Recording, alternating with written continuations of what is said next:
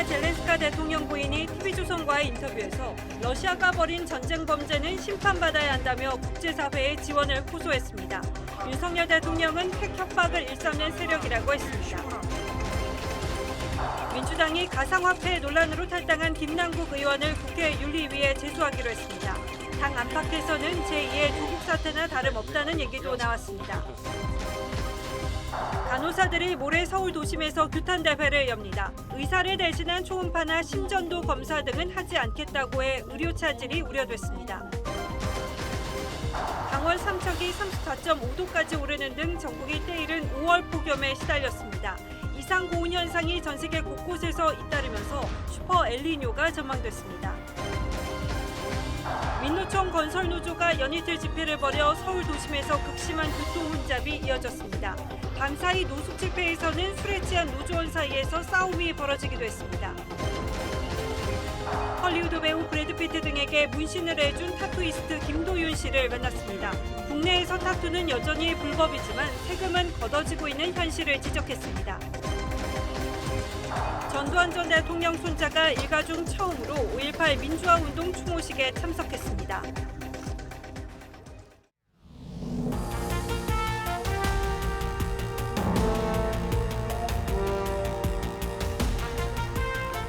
시청자 여러분 안녕하십니까?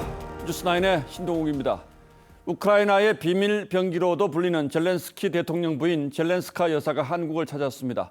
어제 윤석열 대통령을 만난 데 이어 오늘은 조선일보가 주최한 아시안 리더십 컨퍼런스에 참석해 전쟁의 참상을 생생히 증언했습니다. 그리고 저희 TV조선과의 인터뷰에서는 러시아군의 반인도적 행위를 낱낱이 밝히며 국제적인 지원과 압력을 호소했습니다. 오늘 뉴스9은 젤렌스카 여사를 먼저 만나보시겠습니다. 보도에 김지아 기자입니다. 전시 상황 속 한국을 찾은 올레나 젤렌스카 여사. 인터뷰를 앞두고 수도 키이우에 러시아의 집중 공습이 이어졌다며 긴장한 모습을 보였습니다. Шкодили кілька будівель, спричинили кілька пожеж і наразі є кілька жертв серед людей. 젤렌스카 여사는 러시아군이 19,000명이 넘는 우크라이나 아동을 불법 납치하고 여성들을 상대로 성범죄를 저질렀다며 국제사회의 심판을 받아야 한다고 고발했습니다. Я тільки що казала про допомогу здобути все ж таки доступ до інформації про наших дітей депортованих. 그러면서 도시 재건을 비롯해 최근 급증한 미수가와 부상자에게 필요한 각종 의료와 물품 지원을 호소했습니다. What kind of help is needed from the world now? Потребуємо так само відновлення і гуманітарної допомоги, тому що цілеспрямовано Росія протягом більш ніж рік. 한국에 대해선 우크라이나 국민들의 모범이라고 말했습니다.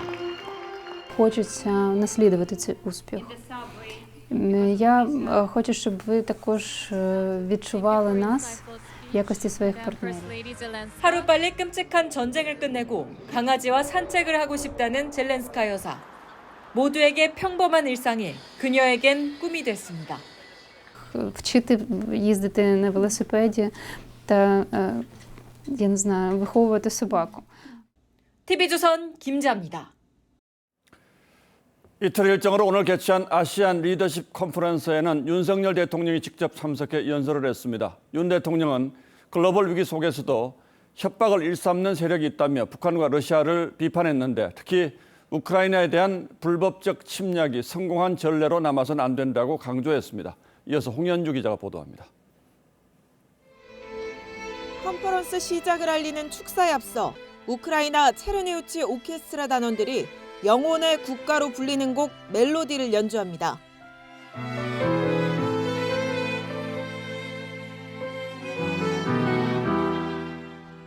윤석열 대통령은 젤렌스카 여사와 보리스 존슨 전 영국 총리, 방상훈 조선일보 사장 등과 헤드 테이블에 앉았습니다. 윤 대통령은 축사에서 전날 집무실에서 젤렌스카 여사를 만나 불법적 침략으로 국민들이 받는 고통을 자세히 접했다고 말했습니다. 국제사회가 함께 힘을 합쳐 단호하게 대응하고 공동으로 국제법과 국제규범을 구현해야 합니다. 러시아를 직접 거론하진 않았지만 힘에 의한 현상 변경과 강압 외교, 핵 협박을 일삼고 있다며 강도 높게 비판했습니다. 일부 표현은 윤 대통령이 직접 넣은 것으로 알려졌습니다. 그러면서 우크라이나에 대한 국제사회의 지지가 글로벌 협력 시스템을 강화하는 방향으로 이어질 거라고 전망했습니다. 힘에 의한 현상 변경 시도가 성공하는 전례를 결코 남겨서는 안 된다는 우리 모두의 그 지지를 다 보내야 합니다. 윤 대통령은 또 지난 1년간 북한의 100여 차례 도발에 단호하게 대응해왔다면서 북한의 도발을 규탄해온 국제사회에도 감사를 표했습니다. TV조선 홍현주입니다. 네, 지금부터는 무소속 김남국 의원의 코인 의혹 관련한 저희 단독 뉴스를 전하겠습니다. 검찰이 김 의원의 거래 내역에서 범죄 수익으로 의심되는 부분을 찾아낸 것으로 저희 취재 결과 확인됐습니다. 아시는 것처럼 이번 사건은 가상화폐 거래소 업비트가 이상 거래 사실을 당국에 신고하면서 시작됐죠. 그 이상 거래가 뭐였는지가 의혹의 핵심인데 업비트 측은 김 의원이 낸 코인 거래로 얻은 수익보다 훨씬 더 많은 돈을 이체한 사실을 이상하다고 판단하고 FIU에 신고한 것으로 드러났습니다. 검찰은 바로 이 돈을 의심하고 있습니다. 그 구체적인 내용은 한송원 기자가 취재했습니다. 업비트가 김남국 의원의 거래 내역 중 가장 의심스럽게 본 건 지난해 1월 말 위믹스 코인 60만 개, 40억여 원어치가 하루 만에 다른 전자지갑으로 옮겨진 부분입니다. 빗썸에서 업비트로 갔다가 다시 업비트에서 카카오 블록체인 계열사의 지갑으로 빠져나갔습니다. 이 과정에서 업비트는 김 의원에게 40억여 원의 출처에 대한 소명을 요구했는데 김 의원은 비트토렌트 코인으로 번 돈이라고 해명한 것으로 알려졌습니다. 하지만 당시 거래 내역상 실제 수익은 10억여 원인데 이동한 코인은 30억여 원이나 많은 40억 원 가량이었고 업비트는 이를 이상 거래로 보고 FIU에 신고했습니다. FIU로부터 범죄 의심 정황을 통보받은 검찰은 이 30억여 원이 부정한 정치 자금을 숨기거나 자금 세탁을 위한 게 아닌지도 의심하고 있습니다. 특히 김 의원이 40억여 원의 코인을 2단계를 거쳐 옮긴 카카오 계열사 지갑은 개인 지갑 형태로 빗썸이나 업비트 같은 거래소의 통제를 받지 않습니다. 이에 대한 김 의원의 입장을 듣기 위해 수차례 연락했지만 닿지 않았습니다. TV조선 한송원입니다. 이번 사태 초기에 민주당 지도부는 김남국 의원을 감싸다가 여론의 역풍을 맞은 바 있습니다. 특히 자체 징계도 없이 탈당하는 걸 방치했다는 비판까지 받았는데 결국 오늘은 조사단까지 해체했습니다. 그러면서 국회 윤리특위에 김 의원 징계안을 내는 것으로 사실상 손을 틀었습니다. 이광희 기자가 보도합니다. 민주당 당직자가 김남국 의원 징계안을 국회의안과에 제출합니다. 징계안은 송기현 원내수석과 권칠승 수석 대변인을 포함해 의원 20명이 이름을 올렸는데 이재명 대표와 박광온 원내대표는 빠졌습니다.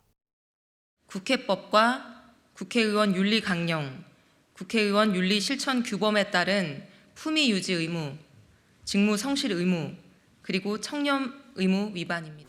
대신 당 진상조사단은 일주일 만에 해체됐습니다. 사실상 종료되는 거라고 보이죠. 민주당 지도부는 어제까지만 해도 징계보다 진상조사가 먼저라는 입장이었지만 여론조사에서 20대, 30대 지지율이 일주일 전보다 각각 12%포인트, 9%포인트나 급락할 만큼 여론이 악화되자 떠밀리듯 징계 절차를 밟기로 한 겁니다. 하지만 당 내에선 지도부의 대처가 미흡하고 때도 놓쳤다며 제2의 조국 사태로 커질 거란 위기감이 확산되고 있습니다.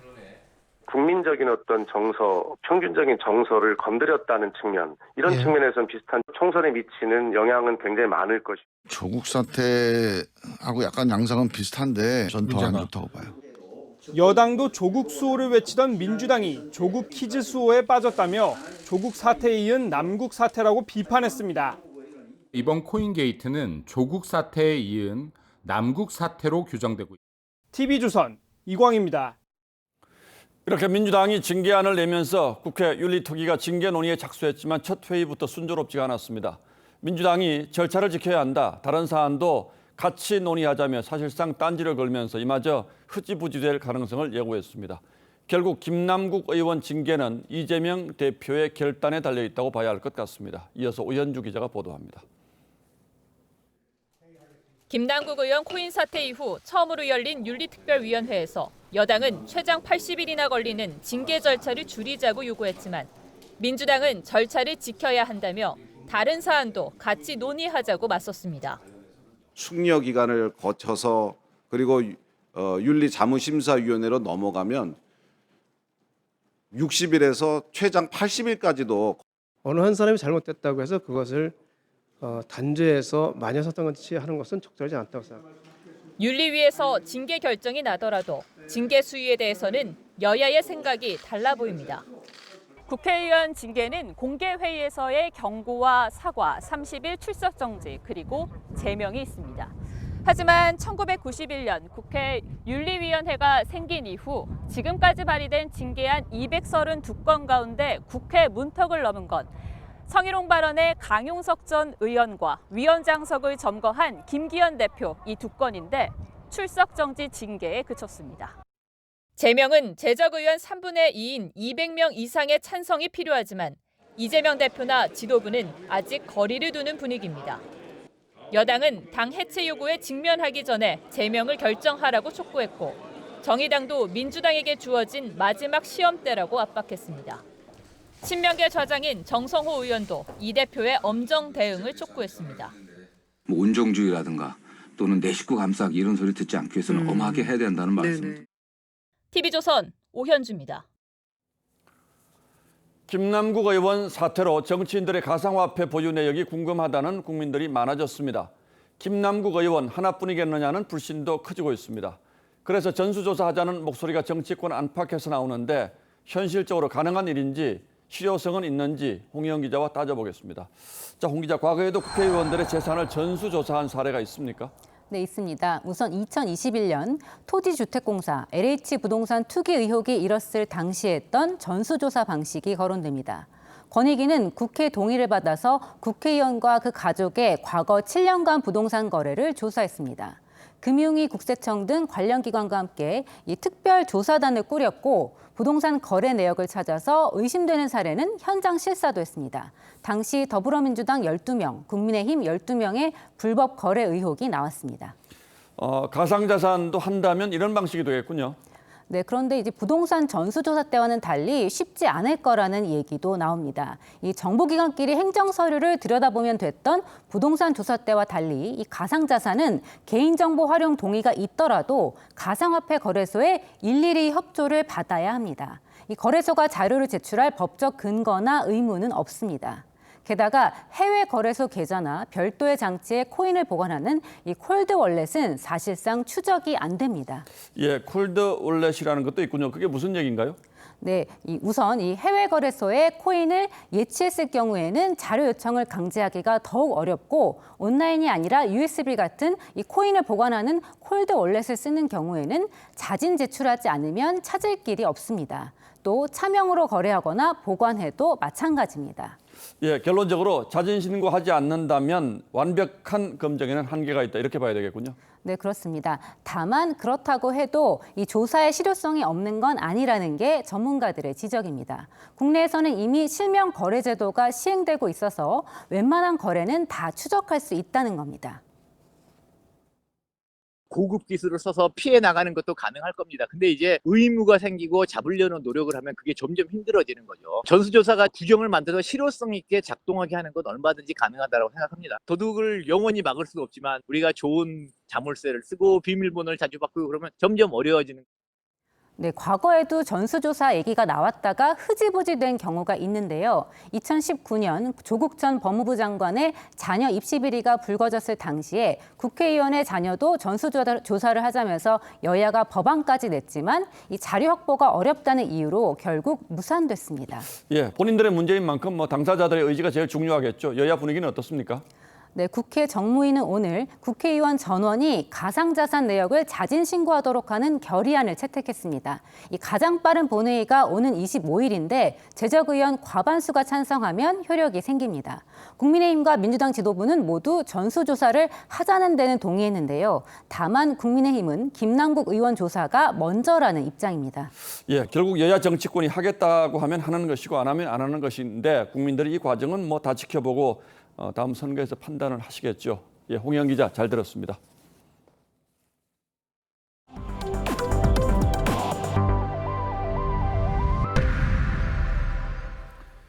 간호협회가 대통령의 간호법 거부권 행사에 반발해 오늘부터 투쟁에 돌입한다고 선언했습니다. 모레는 집단으로 연차를 내고 정부 여당 규탄 집회도 열기로 했습니다. 특히 불법이지만 그동안 관행적으로 해오던 대리수술과 대리처방을 거부하는 준법 투쟁을 벌이겠다고 했는데 사태가 장기화하면 의료 차질과 혼란이 불가피해 보입니다. 윤수영 기자가 취재했습니다. 간호법 세 글자만 적힌 팻말을 든 간호협회 간부들의 표정이 결연합니다. 어제 윤석열 대통령이 간호법에 대해 거부권을 행사하자 밤샘 토론을 벌인 간호협회는 오늘부터 단체 행동에 돌입한다고 선언했습니다. 우리의 준법 투쟁은 불법 진료에 대한 의사의 업무 지시를 거부하는 것이다. 주무기는 준법 투쟁입니다. 의료법상 금지돼 있지만 관행적으로 해온 대리수술과 대리처방 등을 거부하고 불법 진료 신고센터를 운영하겠다고 했습니다. 의사가 부족한 상황에서 수술을 보조하던 간호사들이 업무를 거부하면 수술 지연 등 환자들의 피해가 우려됩니다.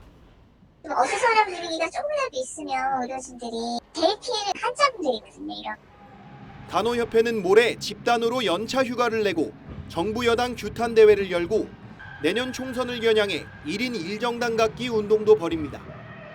복지부는 연 이틀 수술 보조 간호사를 만나서 달래기에 나섰지만 진료 지원 인력에 대한 애로사항이나 어려운 사항들을 정책적으로 또 해결할 수 있는 부분들은 적극적으로 간호사들의 집단 행동을 막을 실효적 대책은 내놓지 못하고 있습니다.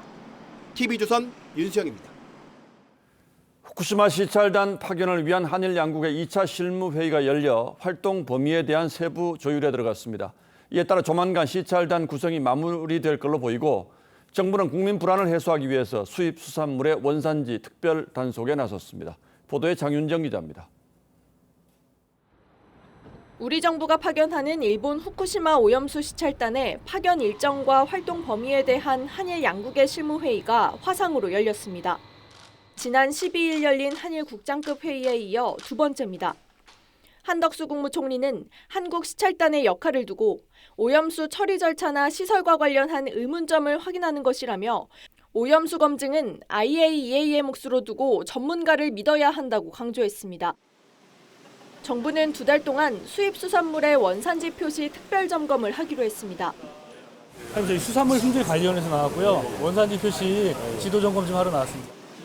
후쿠시마 오염수 방류를 앞두고 수입 수산물에 대한 국민 불안을 잠재우기 위해서입니다.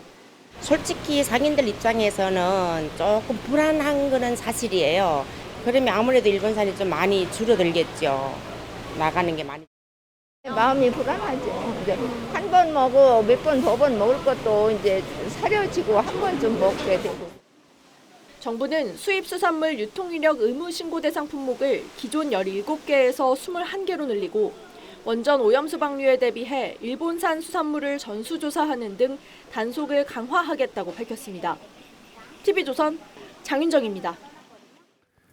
이재명 대표의 민주당 대선 예비경선 기탁금 1억 원이 대장동 팀에서 조성된 정황을 검찰이 파악한 걸로 알려졌습니다. 대장동 팀의 자금이 이 대표의 최측근인 김용 전 민주연구원 부원장을 통해서 흘러들어갔다는 건데 이 대표 측은 검찰이 언론을 통해 허위 사실을 유포하고 있다며 강하게 반발했습니다. 구체적인 내용은 서영일 기자가 전하겠습니다. 검찰은 4일 재판에서 김용 전 부원장에게 이재명 대표의 당 예비경선 기탁금 1억 원의 출처를 캐물었습니다.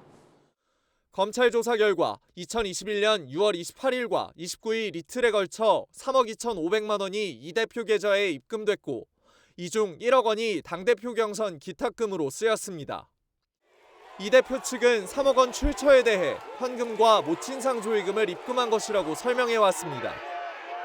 하지만 검찰은 이 돈이 대장동 팀의 불법 자금일 가능성을 의심합니다.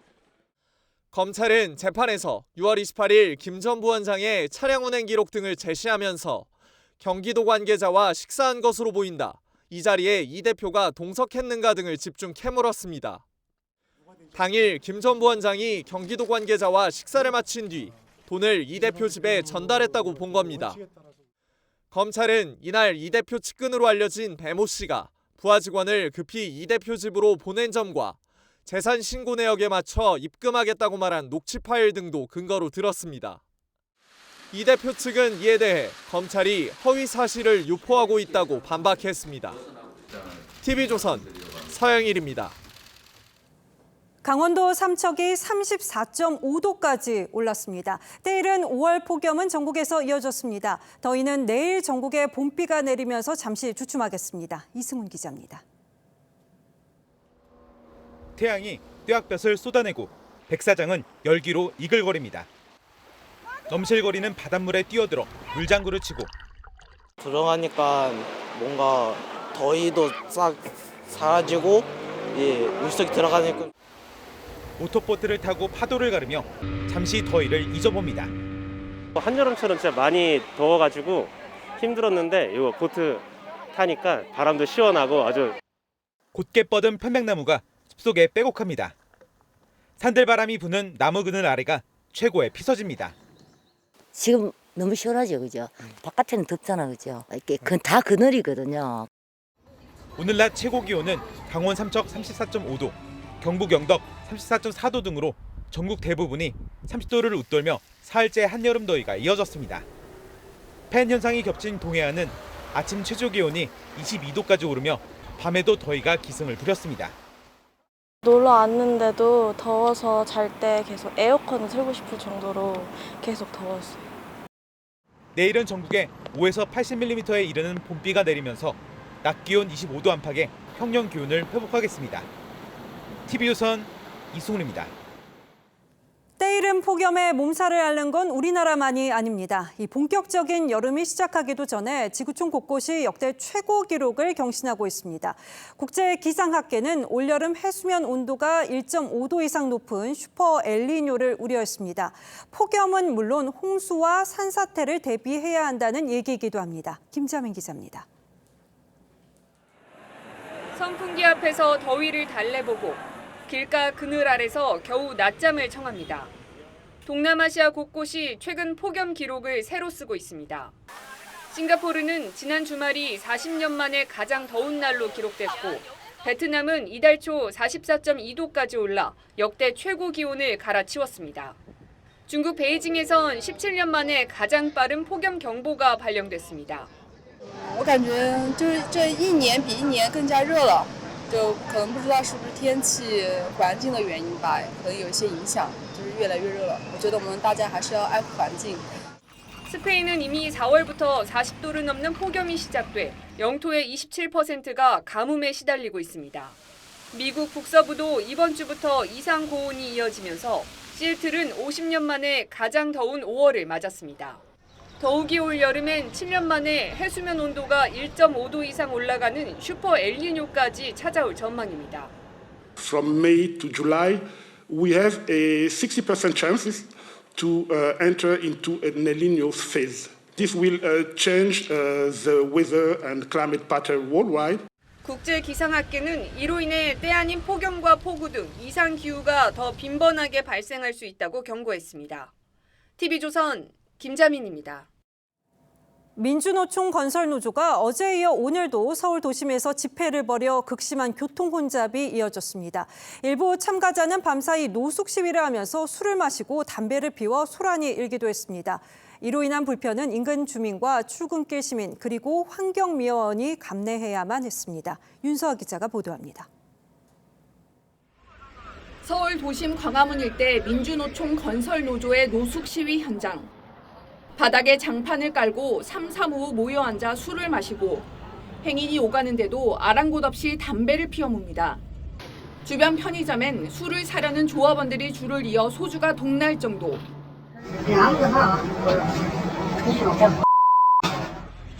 늦은 밤 술 취한 참석자끼리 시비도 벌어집니다.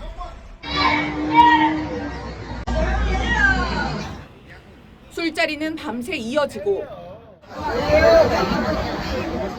아침 출근 시간이 다가와 직장인이 바쁜 걸음을 재촉하지만 바닥에 누운 노조원은 일어날 생각을 안 합니다. 환경미화원은 수북이 쌓인 술병과 음식 쓰레기를 치우느라 한바탕 전쟁을 치릅니다. 오후 2시 조합원들은 이틀째 시위를 이어갔습니다. 이 10,000명이 넘는 인파가 평일 도심을 가로질러 행진을 이어가면서 광화문역에서 용산 삼각 지역까지 5km 구간을 오후 내내 극심한 교통 체증이 빚어졌습니다. 경복궁역에서부터 걸어왔는데 일단 이쪽이 굉장히 시끄러웠고 차가 막혀가지고 경찰은 미신고된 야간 집회에도 별다른 대응을 하지 않아 비난을 샀고 시민들은 이틀간 노숙 집회로 극심한 불편을 겪어야 했습니다. 서울시는 건설노조 측에 서울광장 무단 사용에 대한 변상금 9,300만 원을 부과하고 형사 고발할 방침입니다. TV조선 윤서입니다. 구제역 확산 우려가 커지고 있습니다. 한우에 이어서 염소 농장에서도 첫 확진 사례가 나왔습니다. 확진 속도와 범위도 빨라지고 있습니다. 일주일 사이에 확진 사례가 10건으로 늘었고 1차 방어선도 뚫렸습니다. 정부가 전국 축산 농가를 대상으로 긴급 백신 접종에 나섰습니다. 이유경 기자입니다.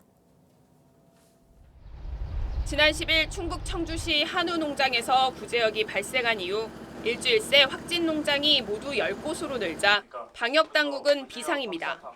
해외에서 유입된 바이러스에 의해 감염되었고 백신 접종 미흡 등으로 인해 항체 형성이 잘 되지 않은 개체들 중심으로 발생한 것으로.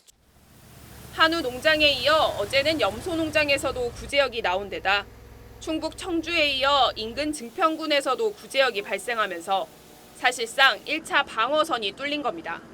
청주 안에만 축산농장이 237곳, 증평에는 179곳이 몰려있는 만큼 추가 확산 가능성이 높아지자 정부는 당장 오는 20일까지 전국에 있는 소와 돼지, 염소 농가에 긴급 백신 접종에 나서기로 했습니다.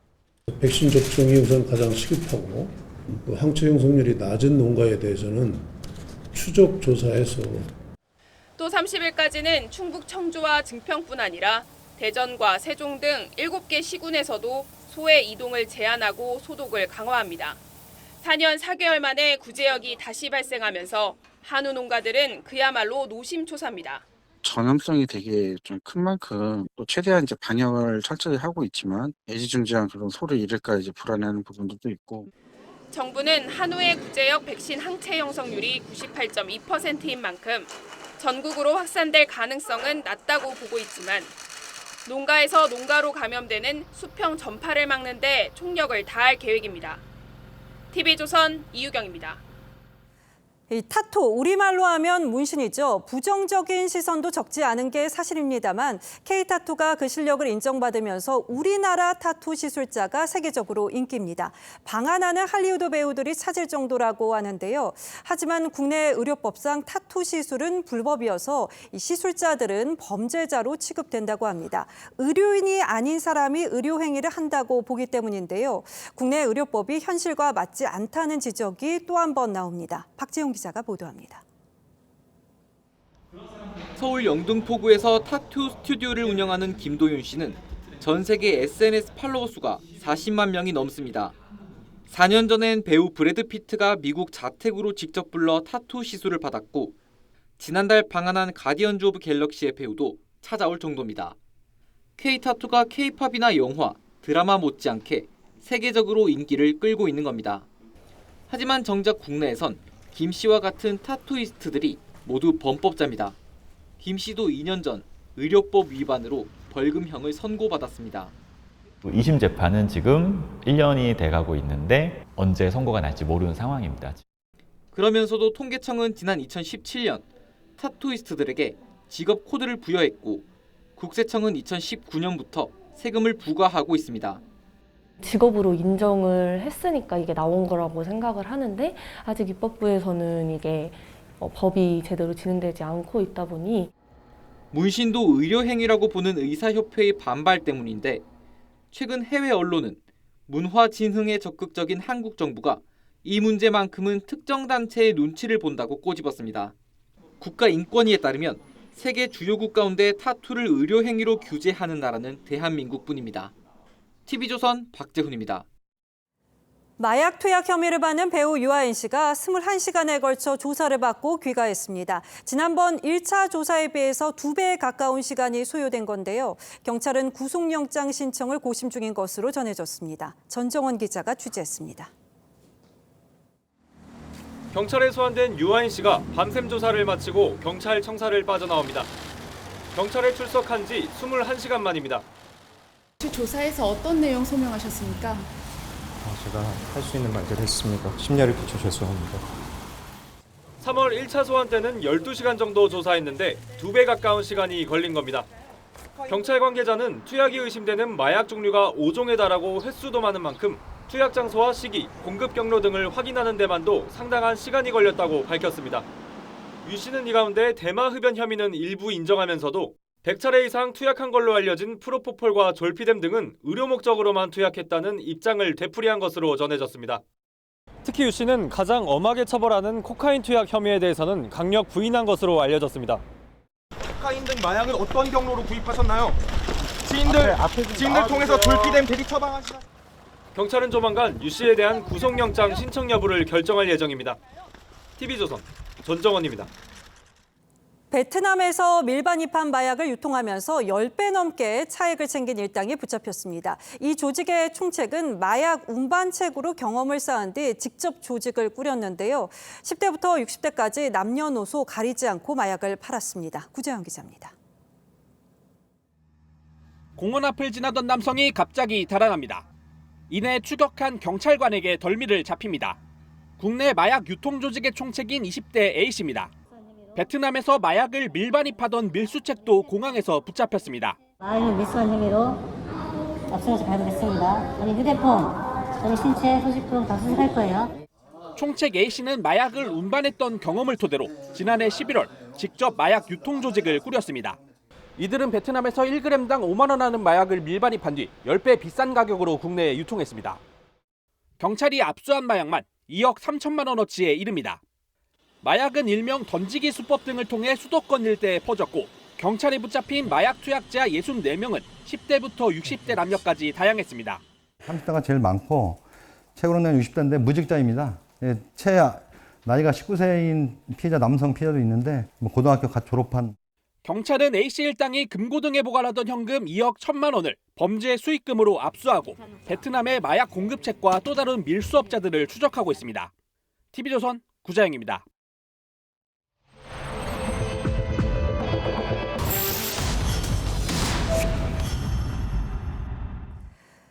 이 신인 작가가 신문사나 문예지 공모전에 당선돼서 문학활동을 시작하는 걸 등단이라고 하죠. 작가로 인정받는 관문처럼 인식되다 보니까 공모전을 주최하는 일부 문예지들이 등단 조건으로 비용을 요구하는 일이 벌어지고 있다고 합니다. 이른바 등단 장사가 이뤄지는 거죠. 송민선 기자가 그 실태를 고발합니다.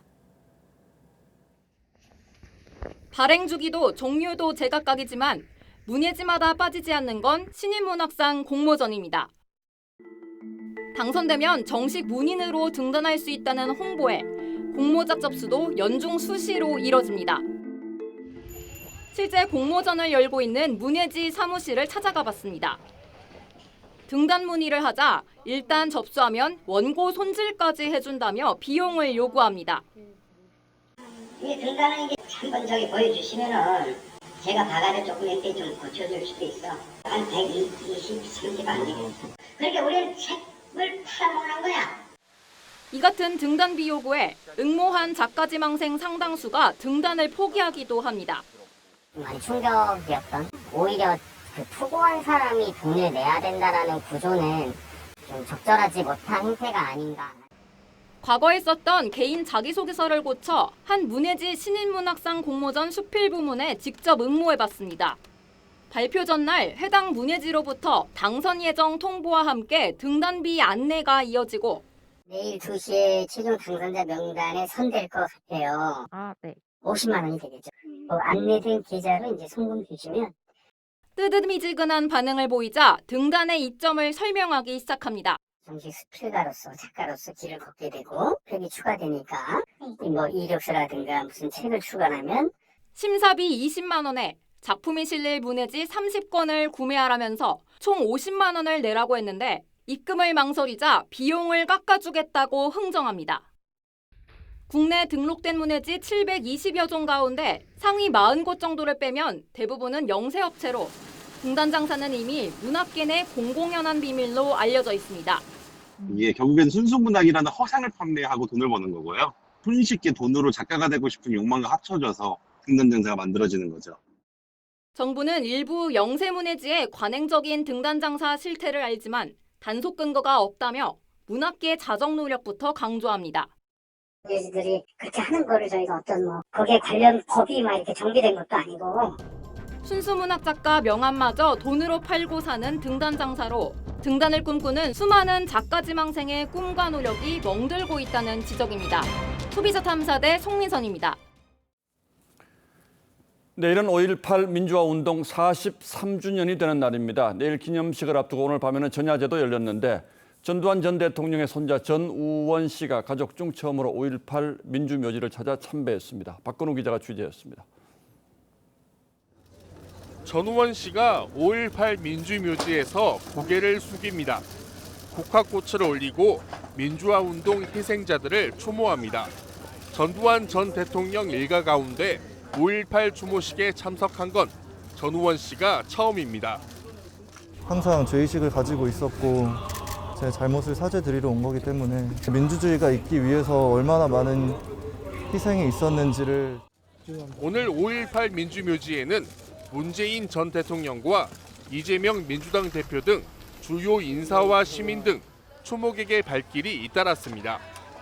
독재된 정권에 맞서 싸우다가 돌아가신 분들이 많고 앞으로는 이런 일이 다시는 발생하지 않았으면 합니다. 오늘 광주 곳곳에서는 5.18 당시 시민군들에게 나눠졌던 주먹밥을 빚으며 5월 정신을 되새기는가 하면 연극과 뮤지컬 등 다양한 공연과 행사가 열리면서 추모 분위기를 더했습니다. 뭔가 분노도 있는 것 같고 돌아가신 분들에 대한 예의를 갖춰서 추모하는 시간을 가져야 될 것 같아요. 내일 43주년 5.18 민주화운동 기념식에서는 임을 위한 행진곡이 재창으로 진행되고 지난해 2천여 명이었던 행사 규모는 올해 3천여 명으로 대폭 확대됐습니다. TV조선 박고루입니다. 전세 시장의 분위기가 심상치 않습니다. 저희가 부동산 전문업체 의뢰해서 서울의 아파트와 빌라 거래를 전수조사했는데 위험 매물이 상당수인 것으로 나타났습니다. 특히 빌라보다 상대적으로 안전하다고 생각됐던 아파트에서도 3채 중 2채가 이전보다 계약금 시세가 떨어진 이른바 역전세 거래가 이루어진 것으로 나타났습니다. 백대우 기자가 자세한 내용 전하겠습니다. 서울 강남구의 한 아파트. 2년 전 전용 153제곱미터 전세 최고가가 25억 원이었는데 올해는 13억 원입니다. 전세 최고가만 놓고 보면 2년여 만에 최대 12억 원 낮아진 겁니다. 인근의 다른 아파트들도 사정은 비슷합니다. TV조선이 부동산 114에 의뢰해 서울 아파트 거래 8,690건을 전수조사한 결과 올해 들어 2년 전 대비 전세 최고가가 하락한 곳은 전체의 65.3%에 달했습니다. 3채 가운데 2채가 이른바 역전세 거래인 겁니다. 성북구가 72.4%로 가장 높았고 동작구와 송파구 등도 70%를 넘었습니다. 3곳 중에 한 곳은 전셋값이 1억 원 넘게 떨어졌고 3억 원 이상 하락한 곳도 7.2%에 달했습니다. 빌라 상황도 심각합니다. 전체 거래의 31.3%가 2년 전보다 전세 시세가 하락했습니다. 빌라왕 사건이 발생한 강서구가 43.3%로 가장 높았고 양천구도 40%를 넘었습니다. 하락 거래의 65.9%가 3천만 원 이하로 아파트에 비해 하락폭은 낮았지만 강남 3구는 1억 원 초과 하락도 41건 있었습니다. 올해 들어 주택도시 보증공사가 전세 보증사고로 대납한 돈이 벌써 1조 원을 넘어선 상황. 문제는 이 같은 역전세 현상이 앞으로 더 심해질 거란 겁니다. 가격 최고점이었던 21년 하반기부터 22년 초까지 계약한 임차인들의 전세 만료 시점이 속속 돌아오고 있기 때문에 올해 말 보증금 미반환 대란 우려가 더욱 커지고 있는 가운데 정부는 임대인 대출 규제 완화를 전향적으로 검토 중이라고 밝혔습니다. TV조선 백대호입니다.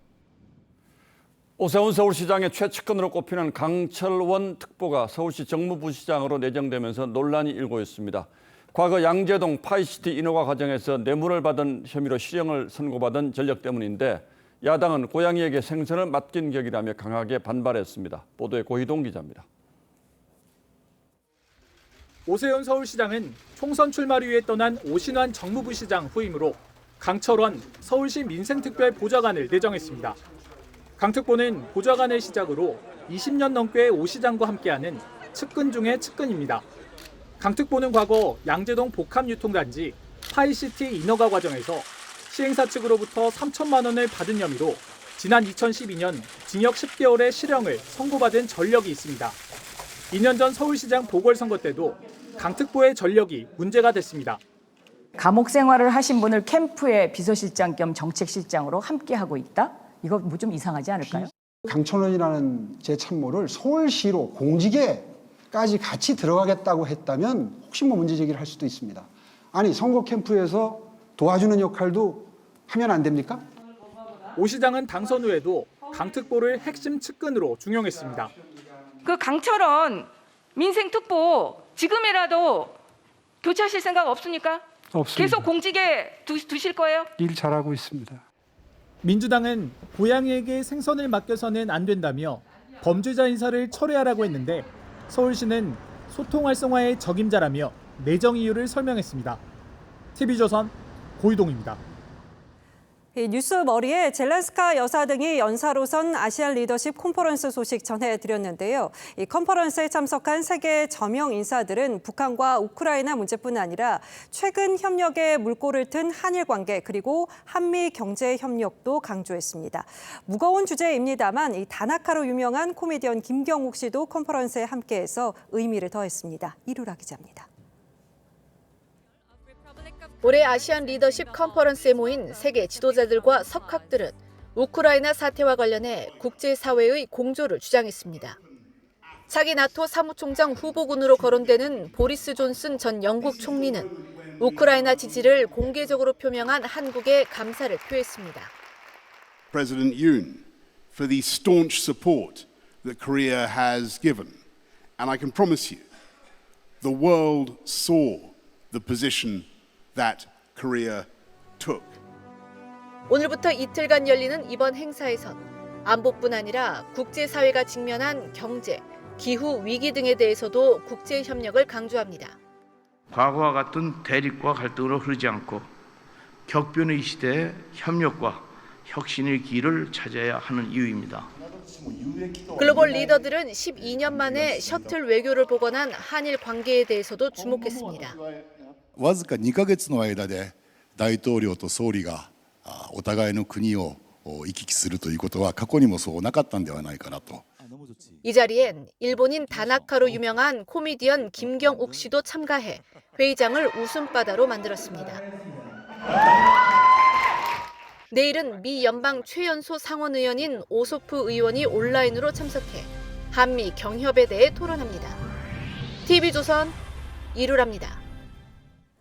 인공지능 AI 기술의 발전으로 우리 삶이 편해질 거란 기대가 있지만 이 부작용을 걱정하는 목소리도 갈수록 커지고 있습니다. 오늘 미 의회에서는 허위 정보 생산에 AI가 악용될 수 있다는 우려가 쏟아졌는데 챗GPT를 개발한 당사자조차 정부의 규제가 필요하다고 했습니다. 황정민 기자입니다.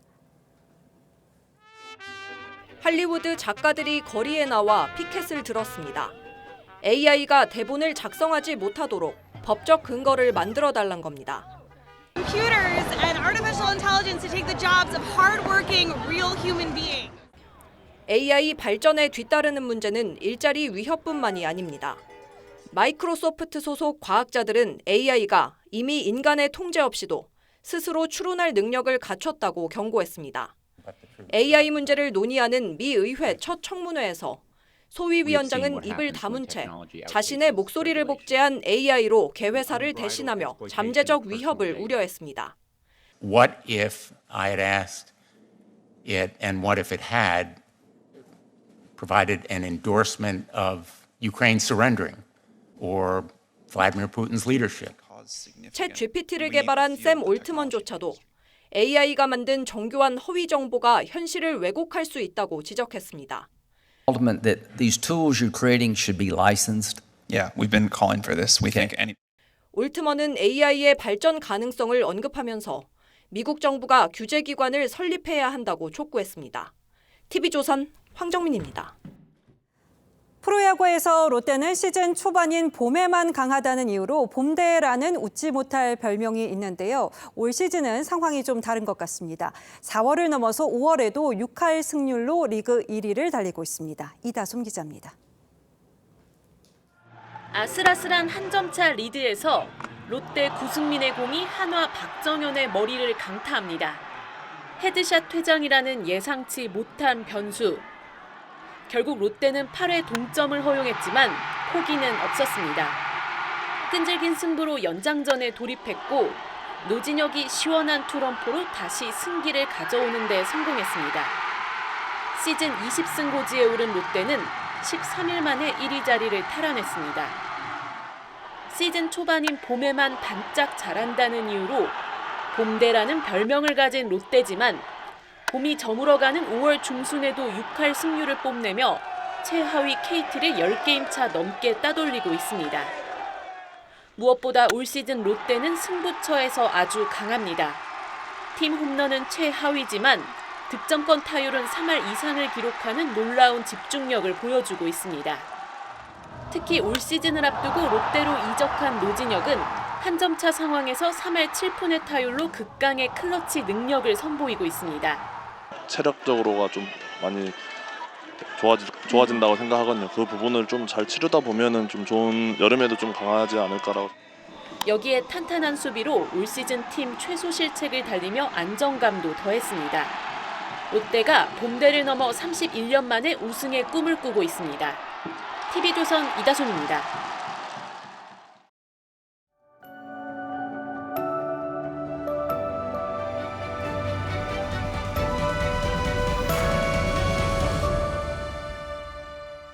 I'm here to open up an account. I want the account where I can get the free gun. 계좌를 열면 총을 주는 은행에 찾아간 남자는 다큐 감독 마이클 무어입니다. 무장할 권리를 외치던 전미 총기협회 회장 찰턴 헤스턴도 만납니다. I think American history has a lot of blood on its hands, but I have no. 감독은 헤스턴을 쫓아가며 총기 난사에 희생된 어린이 사진을 보여줍니다. 그는 직접 얼굴을 내밀면서도 보편적 객관성을 확보해 관객에게 예리한 메시지를 들이밉니다. 유머와 풍자를 버무려 아카데미상과 칸 영화제 대상까지 따냈죠. 그런데 현대사와 정치인을 다룬 우리 다큐 중엔 맹목적 미화 아니면 악의적 왜곡인 예가 적지 않습니다. 이승만 대통령을 하와이 갱, 박정희 대통령을 뱀 같은 인간이라고 했던 좌파 단체 영상물이 그렇습니다. 훨씬 더 악랄한 표현이 많지만 차마 입에 올릴 수가 없습니다. 베네수엘라를 거들낸 좌파 독재자 차베스를 공영방송이 남미의 희망, 탁월한 리더로 찬미하는 다큐를 내보내기도 했죠. 근래 들어서는 친야 진영의 정치인 다큐 영화를 만드는 게 유행처럼 되고 있습니다. 하긴 엄밀히 얘기하면 다큐라고 할 수도 없죠. 일방적 두둔과 미화로 화면을 가득 채웠으니까요. 그러더니 급기야 박원순 전 시장의 억울함을 밝히겠다는 영상물까지 극장에 걸리게 될 지경에 이르렀습니다. 터무니없는 2차 가해라는 여론의 질타에도 아랑곳 않고 제작 발표회를 강행한 겁니다. 2차 가해라는 것이 1차 가해가 전제가 되지 않은 상황에서 아예 성희롱 자체가 없었으니 2차 가해는 말 자체가 성립하지 않는다는 황당한 궤변입니다. 감독은 앞서 박 전 시장이 일방적 주장에 의해 성희롱범으로 낙인 찍혔다는 말까지 서슴지 않았습니다. 그렇다면 성희롱 사실을 밝힌 인권위 조사와 법원의 판결은 무엇이었습니까? 이쯤 되면 다큐는커녕 눈먼 지지자들의 막무가내 폭력이자 한 인간을 무자비하게 짓밟는 범죄입니다. 이런 영상물을 극장에 걸겠다는 후안무치를 어떻게 봐야 할지 난감할 따름이고요. 두더지 게임에서 끊임없이 튀어오르는 두더지 머리통처럼 악착같이 머리를 내미는 것은 제작비 대주고 관람해주는 이른바 콘크리트 지지층이 있기 때문이라고 할 수밖에 없습니다. 그런데 민주당은 또 강 건너 불 보듯 하고 있습니다. 박 전 시장을 맑은 분이라고 칭송하며 임의 뜻을 기억하겠다고 플래카드까지 내걸었던 민주당입니다. 거기에다 여성 의원들은 피해 호소인이라는 해괴한 호칭을 짜냈으니 이 침묵을 이해 못할 바는 아닙니다. 마침 제가 하고 싶은 말을 대신 해준 정치인이 있어서 소개합니다. 추모도 좋고 예술도 다 좋은데 인간이 되셨으면 좋겠습니다. 먼저. 5월 17일 앵커의 시선은 먼저 인간이 되었으면 이었습니다.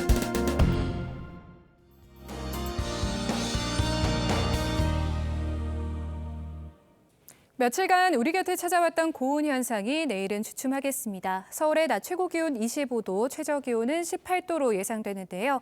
그래도 평년을 웃돌겠고요. 모레는 다시 여름 더위가 고개를 들어 올리겠습니다. 차차 흐려지며 내일 남부와 제주부터 비가 시작되겠습니다. 특히 제주로는 지금 호우 예비특보가 내려져 있는데요. 모레까지 이틀 동안 제주 산지로는 최대 100mm 이상의 많은 비가 쏟아지겠고요. 남해안으로는 최고 40mm, 남부지방 곳곳으로는 5에서 10mm의 비가 예상됩니다. 그 밖의 지역에서는 빗방울이 떨어질 수 있겠습니다. 제주 산지로는 내일부터 모레 오전까지 순간풍속 초속 25m 이상의 강풍에도 대비해 주셔야겠습니다. 내일 출근길 18도 안팎으로 대부분 평년보다 높겠고 낮 기온 남부지방을 중심으로 20도 내외로 오늘보다 10도 이상 낮은 곳도 있겠습니다. 내일 남쪽 바다의 물결은 최대 5m로 높게 일겠습니다. 또 짙은 바다 안개가 당분간 끼겠습니다. 모레 낮까지도 해안을 중심으로는 비가 이어지겠습니다. 날씨였습니다. 5월 17일 수요일 뉴스9는 여기서 모두 마치겠습니다. 시청해주신 여러분 고맙습니다.